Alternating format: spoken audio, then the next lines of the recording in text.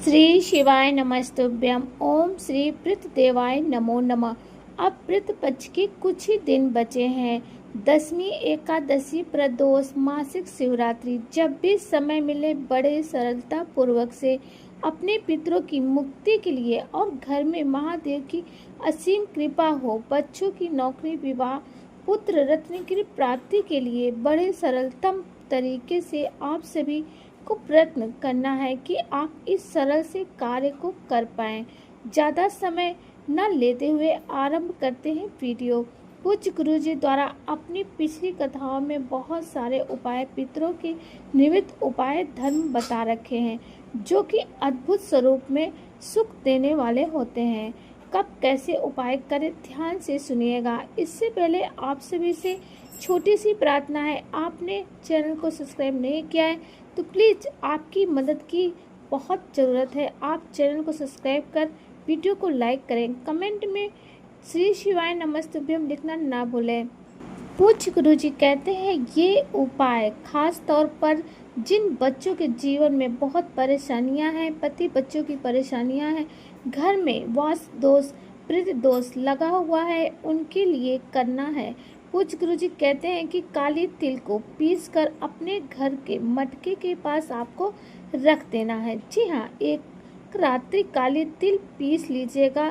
शनि, राहु, पितृ देवता से माना जाता है, तो काली तिल थोड़ा सा एक मुट्ठी के करीब ले जाइए, इसे पीस लीजिए। चाहे तो पहले पीस से, चाहे तो भिगो लें, या फिर आप पहले भिगो लें फिर पीसे।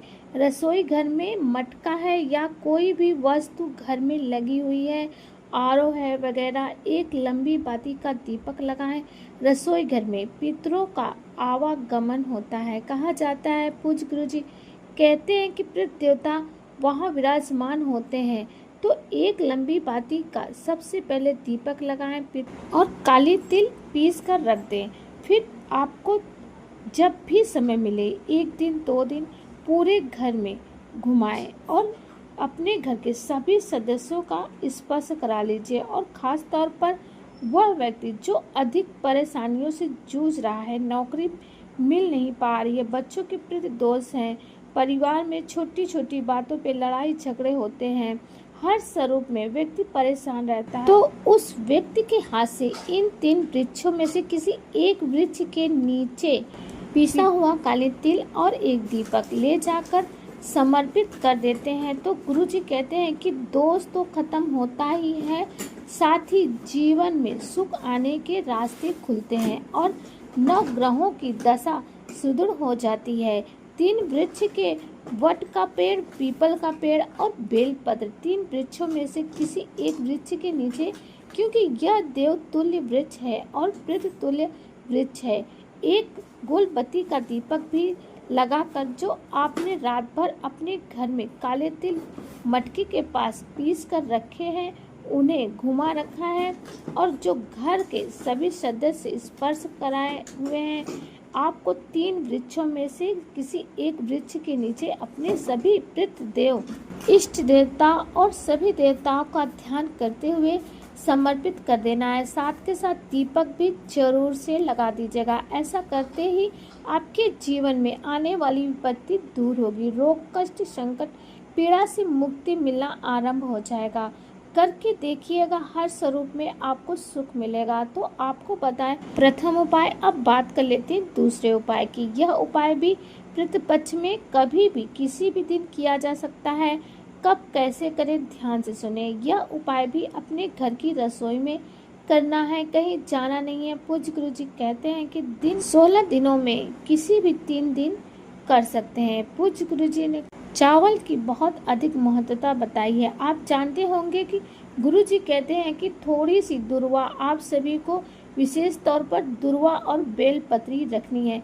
बेलपत्री और दुर्वा अपने घर के मटके के पास और लंबी बाती का एक दीपक लगाकर मटके के पास रसोई घर में रख देना है। जहाँ भी पीने का पानी रखते हैं वहाँ पर आप रख सकते हैं। सबसे पहले एक कोशिश करें कि एक कटोरी में चावल रख दें और उसमें दुर्वा रख दें, बेलपत्र रख दें। 2-3 दिन रख के छोड़ दीजिएगा।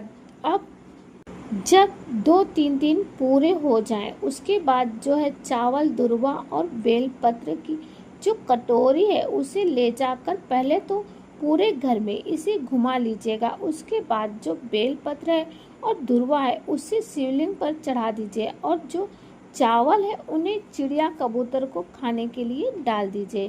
फिर देखिए कैसा बदलाव आता है। जीवन में रोग, संकट, कष्ट, पीड़ा से मुक्ति मिलना आपको आरंभ हो जाएगा और पितृ भी इससे तृप्त होंगे। महादान के रूप में भी हो जाएगा। तो 2 उपाय मैंने बात कर ली। अब जल्दी से बात कर लेते हैं तीसरे उपाय की, जो काफ़ी सरल है, काफ़ी श्रेष्ठ है और अद्भुत है। इसके लाभ हैं। शास्त्रों में कहा जाता है कि पितृ तृप्त हैं तो सारी सुख स्वतः ही मिल जाते हैं।